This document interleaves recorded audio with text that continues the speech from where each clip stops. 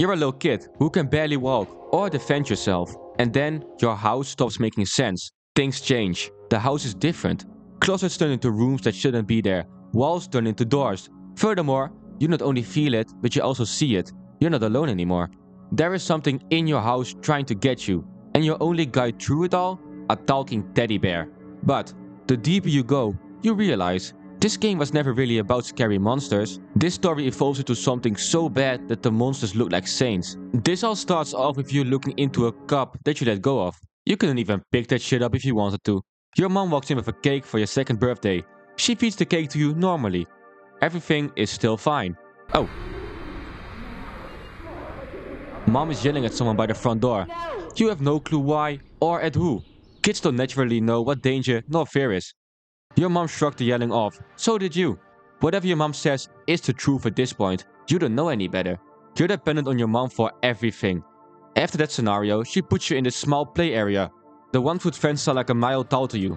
You also got a gift that she put on top of a drawer.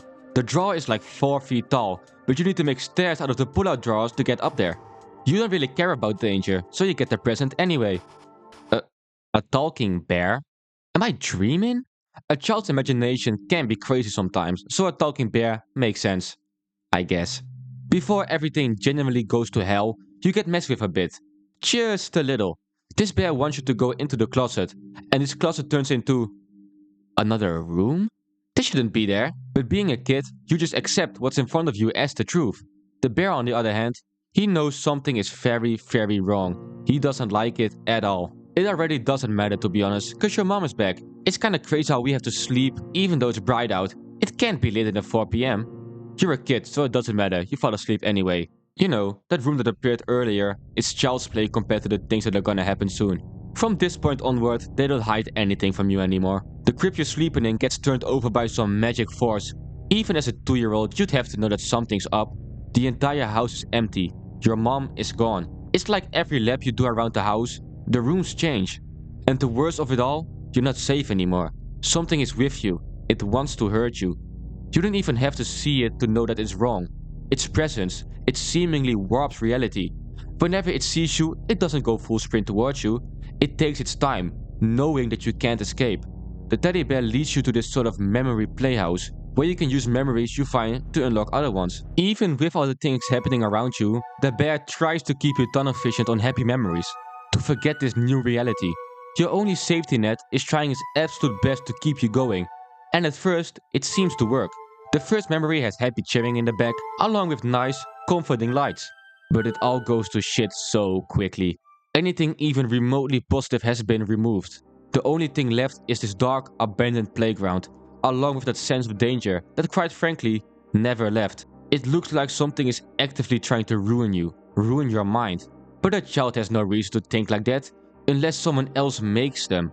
And the only someone we've seen is our mom, the person who gave us that gift, fed us cake, but also yelled at someone. For a kid, your house and your caretakers are your most safe place and people.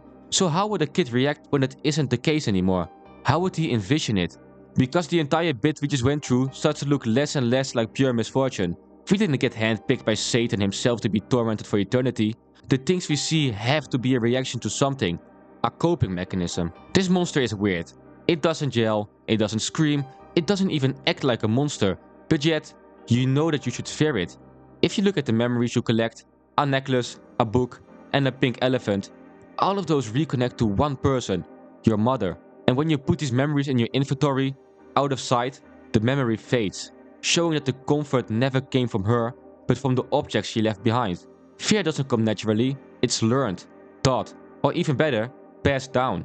Looking at everything unfolding the way it does, you're gonna have to ask a question that no kid should ever think about. What if the scary monster isn't the thing chasing you? What if it's the person that taught you to be afraid in the first place? Also, why is this monster fake in design? It has the resemblance of a human, a woman at that, but it's not there yet. Kids don't fear anatomy. A young child doesn't get scared at long limbs. It will just accept it as human. Kids fear presence. They fear the consequences that are attached to being around certain people. That's why the monsters have very little facial details. No mouth, just 2 big bright eyes. And these eyes show no malice or anger. Or look at the bear. Why does this kid need an object to be their guide, needing a plushie to be your voice of reason when it should be the parents? When a child can't rely on a person meant to protect them, their brain creates something that will. The teddy bear is predictable, consistent, unlike someone else.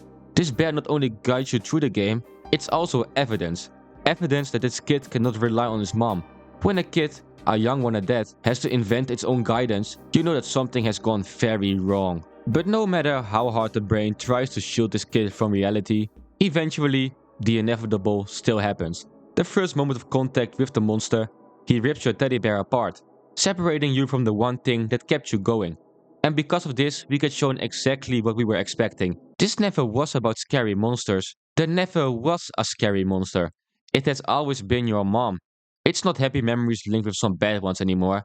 We get shown the exact reasons why we think the way we do. Neglect. I said, not now. Alcoholism. I'll just one more.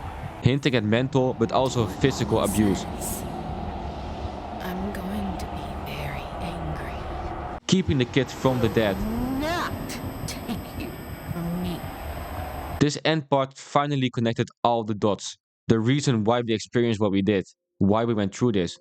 We eventually find our mom in the kitchen, bottle in hand. The teddy bear has stopped speaking as well, showing that it never was some magical shit going on. Just our brain protecting us, making something kid-friendly the voice of reason.